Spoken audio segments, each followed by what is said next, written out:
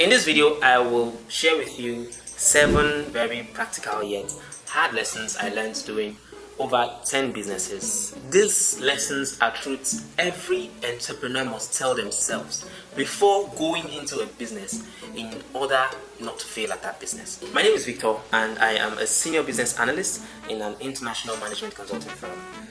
Over the past 10 years, while starting from my university days, I have ventured into 10 different businesses, small businesses specifically, within different industries.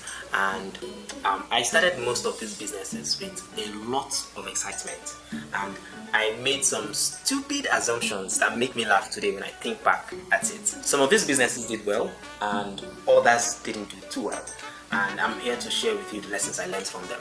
I will not bore you by trying to explain the details of the 10 businesses I did. I'll just put a description of each of them in the description of this video. So these are the lessons I learned. Lesson number 1. Selfish businesses fail.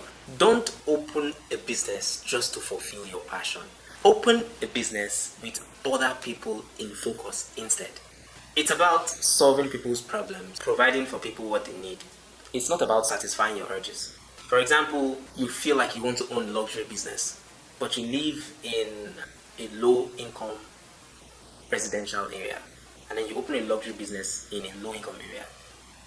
Or you so much love shoes, and then you open your business in the middle of the location where people don't wear shoes. You know, I'm just saying this, and it sounds like a joke, but some people actually make decisions like this. They open business based on how they feel, what they want to do with their lives, not based on what the customers are interested in. Number 2, strategic location is the most important determinant in the success of small businesses. Never assume that people will come looking for you in that small tight corner you hid yourself. People do not like stress. Unless perhaps you have found the cure to cancer or the cure to HIV, then people will come looking for you. Have you ever noticed businesses that the attendant is not particularly kind, but they make a lot of sales? Perhaps because they are in a strategic junction where that particular product they are selling, maybe provisions or just a service they are rendering, a lot of people pass through that area and people cannot just help but patronize them because they need their services at that point or they need their products at that point. That kind of business thrives regardless of the business owner failing at other aspects that determine the success of the business. It thrives purely because of strategic location. Now this is very common with small businesses. Point number 3, always prepare for competition. People will join you once they discover your business is doing well. Don't get angry when they join you. What you do is you employ your competitive advantage or you quit. What is competitive advantage? Competitive advantage is that thing that makes your business unique. What you can do that makes you better than your neighbor doing the same business. And I like to be real. If you see your business is not doing well because a competition is outdoing or outperforming you, just quit. And that is the reason why every business you start needs to have an exit plan.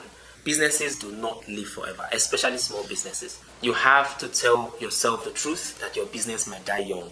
All you pray is that you at least break even before that happens. Lesson number 4. Every business has a trick. Learn it before you start. Invest in getting to know a business, no matter how simple it looks from afar. I recommend having a mentor. Nothing complex, just talking to someone that has done that business before or is currently doing that business in another location to avoid conflict of interest. You would only get honest feedback from people who will not lose anything by helping you. So get a mentor, a good mentor that knows what they're doing and is doing well in that business you want to go into. Lesson number 5, treat your customers well no matter what. Even if you have monopoly, it might change. Even if all you do is smile like an idiot, it's enough charisma in most cases. It might be your only advantage over your neighbor that frowns a lot. Lesson number 6 I learned. Never keep people waiting too long for their turn. Nobody likes it. You need to know when it's time to employ extra hands to serve your customers. Or in some cases, increase your prices to reduce your customer volume if you feel you've become too good at what you do. Yeah, it's okay to increase your prices, especially if you're really good, but do not disappoint on your promises. Whatever you do, Don't frustrate your customers by not delivering on time or keeping them too long standing in a queue. Lesson number 7 I learned. Be open to change. Do not stop improving on your business. Don't be stuck on your ideas. Your competitors will continue to improve. Don't assume they will be stagnant where they are. Ask your customers for feedback and apply the feedback they give to you when you have the opportunity to. It is not all about you. It's about your customers and it's about pleasing them. I have quite a lot to say, but I try to be as brief as possible because I want this video to be short. But if you do have questions, I will be very glad to answer your questions in the comment section. Do not forget to like, do not forget to subscribe. I have meaningful feedbacks to give you on your questions you have about whatever small businesses you're trying to run. Thank you very much. See you in the next video.